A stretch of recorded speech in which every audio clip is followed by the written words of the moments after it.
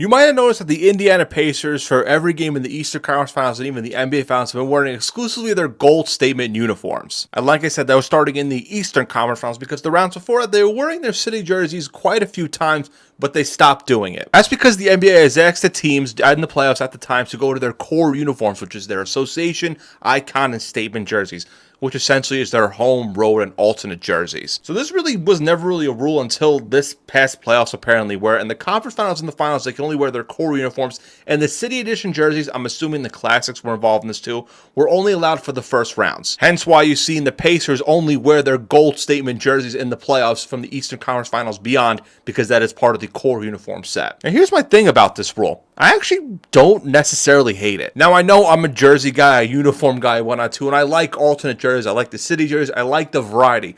But I am still a little bit old school in the mind where at a certain point in the playoffs, you should go to their core uniforms. You kind of saw people talking about it a little bit here and there in the 2021 NBA Finals between the Bucks and the Suns, when the Bucks were wearing their earned jersey, which they got that season, and the Suns were also wearing their variety of jerseys in the finals. I look at this one game where both teams wore their statement jersey in the game. No team wore a white uniform and no team wore their regular road uniform, which is very weird to think because back then you saw them wearing the regular home white and the road color jersey. And like I said, I like variety a lot, don't get me wrong, but I do agree that maybe at some point in the playoffs, you should go to their traditional uniforms, the home and road ones, maybe an alternate here and there, because at the end of the day, those are your core base uniforms. Those are the uniforms people know about, because the city ones and the Classics, they change every year. And especially in moments like the Eastern Conference Finals or the Western Conference Finals or even the NBA Finals, those are more memorable games, and you look back on and you see, they're only wearing a jersey they wore for one season. That's a little bit odd here too. So